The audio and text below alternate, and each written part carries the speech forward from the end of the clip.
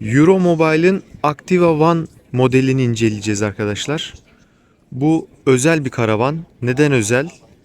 Öncelikle çok farklı bir iç dağılımı var ve saklama alanları çok fazla.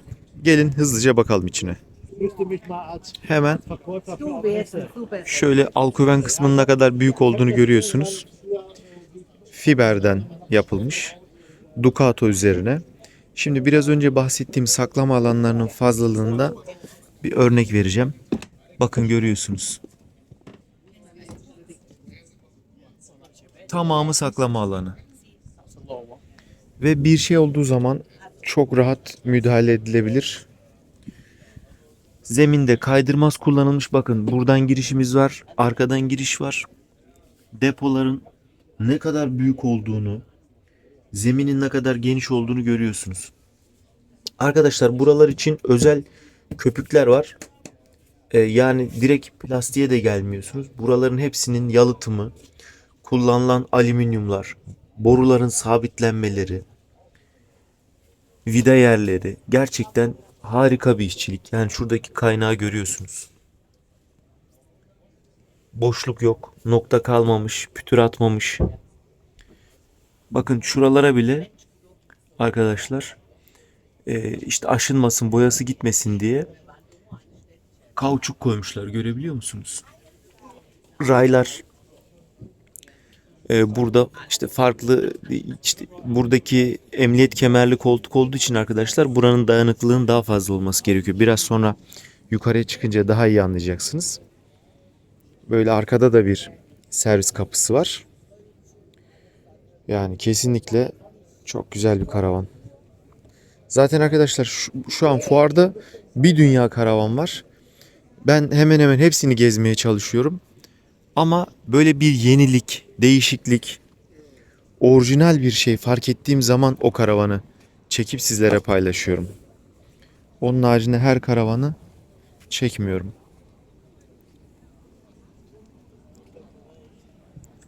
Dışında bir tam tur attık. Bu arada camların şık olması dikkatinizi çekmiştir arkadaşlar. Artık Avrupa'da daha çok bu kullanılmaya başlandı. Mineralli cam olduğu için siyahlaşıyor. Öncelikle o özelliği var. İkincisi dışı düz, içe bombe. Yani artık daha çok kaliteli karavanlarda bunları göreceğiz. Ve kilit sistemleri tabii menteşeleri falan ayrı bir kalite arkadaşlar. Şöyle görüyorsunuz. Çok rahat açılıp kapanıyorlar. Bunu kilitledik artık. O da açılmaz da. Ve gördüğüm şeylerden birisi de çoğu karavanın alüminyum alaşım jantla gelmesi. Yani bu yine maalesef ülkemizde çok denk gelemediğimiz bir durum. Aracın içine de şöyle bir bakalım. Artık el freni burada değil arkadaşlar. Elektronik el freni var burada. Direksiyonu görüyorsunuz. Burada çok ferah bir ortam var. Çünkü biraz sonra da göreceğiz. Buradan yatay geçiş var. Beni rahatsız eden bir tek nokta var ya. Bu kılıfları biraz daha kaliteli yapabilirlerdi diye düşünüyorum. Yani fuar için mi? Hani burada bir sürü insan oturacak diye mi böyle kılıflar tercih etmişler bilmiyorum. Arkadaşlar görüyorsunuz işçiliği, detayları göstermeye çalışıyorum.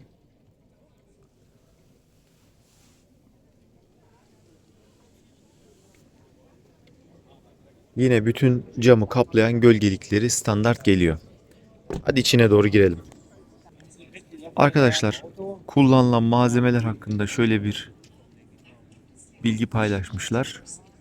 Gerçekten de çok iyi birleşim ekipmanları kullanıyorlar ve şu alüminyum sistem harika. Ya boşuna bunlar yılların firması olmuyor. Bu basamak elektrikli. Buradan açıp kapatabiliyorsunuz. Güzel bir tutamak var. Çünkü Avrupa'da yaş çok yükseliyor arkadaşlar. Şimdi bakın şurayı fark edebiliyor musunuz bilmiyorum. Buralardan hep aşağılara erişim mümkün. Buradan bir şeyiniz bozulduğu zaman ve bakın arkadaşlar işçiliğe gayet güzel. Ya gerçekten hayran kalmamak elde değil. Yine aynı şekilde orada da var. Şimdi karavanın diğer kısım detaylarından bahsedeyim. Şimdi girişteyiz şu an. Hala girişte duruyorum. Sol tarafa doğru baktığınız zaman yarım U şeklinde bir oturma düzeni var. Tabii ki masa tam yöne hareketli ve aşağıda inebiliyor. Yatak olabiliyor orası. Burada mutfak kısmımız var. Büyük geniş bir tezgah var. Üçlü ocak. Şöyle göstereyim. Ve evyesi var. Burada davlumbaz ve aspiratör var. Bas çek kilitler şu şekilde çalışıyor. Gayet güzel. Yine her zaman Avrupa'nın kalitesi. Hafeleden şaşmamışlar. Burası biraz fazla boğumlu olmuş.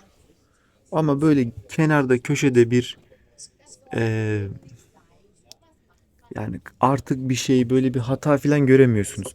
Zaten arkadaşlar şunu da belirteyim. Türkiye'de karavan işi yapıyorsanız usta çalıştırmanız lazım. Avrupa'da bu işi yapıyorsanız mühendis ve montaj teknisyeni çalıştırmanız lazım. Bu ikisi arasında çok fark var. Montaj teknisyeni sadece belirli şeylerde, belirli oranlarda belirlenmiş işi yapması gereken kişi. Usta ise ölçecek, biçecek, alıştıracak, takacak, tekrar takacak. Bakın görüyorsunuz bunların zaten hepsi CNC'de kesiliyor. Buralara da contalarını koymuşlar. Arkadaşlar işçilik budur. Dolabın içinin ayrı bir aydınlatması yok. Dışta bir ambiyans aydınlatması var ama içeride baktığı için. Bakın gördünüz kendi kendine kapandı. Aydınlatmaları görüyorsunuz yine burada. Şu ikili emniyet kemerinden bahsedeyim. Arkadaşlar birisi burada. Gördüğünüz gibi böyle geliyor. Diğeri de aynı şekilde simetrisinde. Burada iki kişi seyahat edebiliyor. Gördüğünüz gibi kafalık kısımları da var. Burada herhangi bir sorun yok. Biraz önce bagajda gösterdiğim fazlaca yapının olmasının sebebi buydu. Şurayı da gösterelim şöyle arkadaşlar.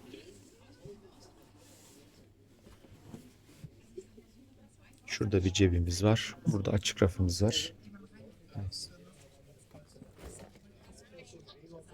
Burada böyle bir buzdolabımız var. Tedford'un. Şimdi özel yerlere doğru gelelim. Arkadaşlar banyo şöyle açıyoruz. Şu raylarda gidiyor arkadaşlar. Tek elimle yapamadım. Bir de şurası açılacak. Bu şekilde duş aldığınız zaman diğer yerleri tuvalet kısmını ıslatmamayı sağlıyor. Şimdi şunu bir kapatalım. Banyo gördüğünüz gibi bakın dikkat ediyor musunuz? Çapraz gider verilmiş.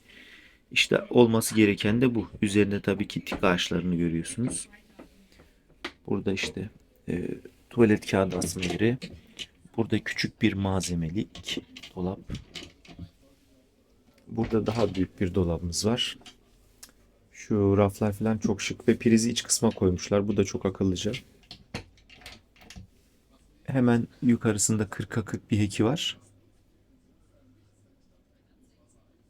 Yok 28'e 28. 28'e 28.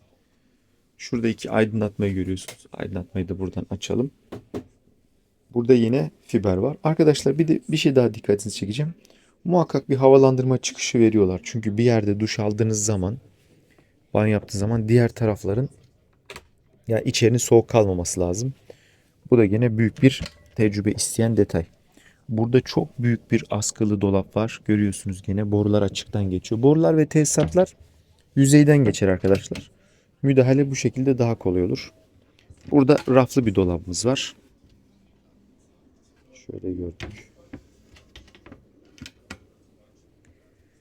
Şimdi buradaki güzel ferah yatak nasıl oluyor? Arkadaşlar gördüğünüz gibi buranın parçası var. Buranın parçası oturuyor. Şöyle. Şimdi tabii şu an parçayı koymadık. Parça konulduktan sonra bu şekilde bir yatağa dönüşüyor. Gayet ferah. Okuma lambaları, cepler üstte, iki tarafında küçük havalandırması, tavanda ise büyük bir heki var.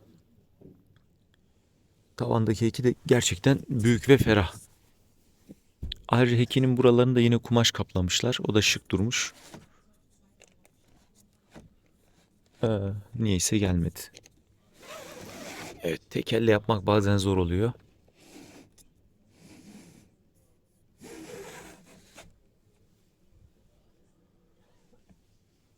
Buralarda kumaşlar tercih edilmiş.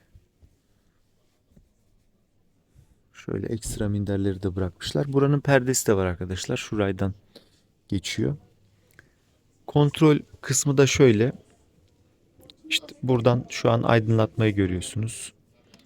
Şu an akünün durumu, biraz önce de bakmıştık. Akü tam dolu. İşte buradan özelliklere bakıyorsunuz. Kapattığımız zaman komple sistem kapanıyor. Aydınlatmalar bu. Şu an aydınlatmalar açık. Bunlar Turuma'nın kombinin konfor ayarları ve açma kapaması. Buraya da böyle bir şey yapmışlar. Burada eşya bırakabiliyorsunuz. Gene şuradaki işçilikler. Ha bu arada burası yumuşak arkadaşlar. Süngerli bir kaplama var. Perde bu şekilde. Peki buradan yukarıya nasıl çıkacaklar? Onu da açıklığa kavuşturalım. Arkadaşlar böyle yandan çektik. Bakın bu buraya geldi. Bunlar akordiyon bir şekilde açıldı. Buradan çıktık. Yukarıya geldik. Bu şekilde. Do you know how much the price? Um, I think no, I can say. You must look in hall 10. There is a Euromobile. Okay, thank you.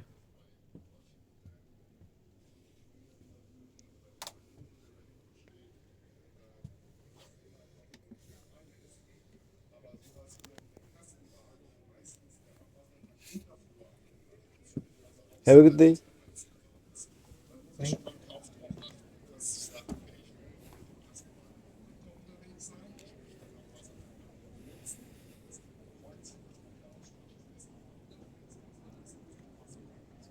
Başka bir videoda buluşmak üzere arkadaşlar. Bu tarz ilginç karavanları görmek istiyorsanız Karavan TV ve ED Lab Karavan'ı takip edebilirsiniz. Instagram'da da ED Lab Karavan olarak sayfam mevcut. Yeni videolarda, değişik karavanlarda, farklı modellerde görüşmek üzere. Hoşça kalın.